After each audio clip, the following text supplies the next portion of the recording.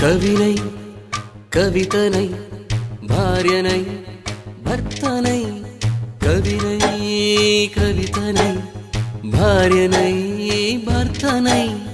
మల్లెల దారిలో మంచు ఎడారిలో మల్లెల దారిలో మంచు ఎడారిలో పన్నీటి జయగీతాల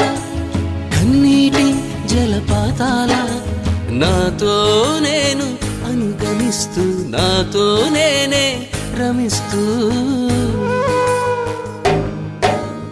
ఒంటరినై అనవరతం కంటున్నాను నిరంతరం కలల్ని కథల్ని మాటల్ని పాటల్ని రంగుల్ని రంగవల్లుల్ని కావ్య కన్యల్ని ఆడపిల్లల్ని జగమంత కుటుంబం నాది ఏకాకి జీవితం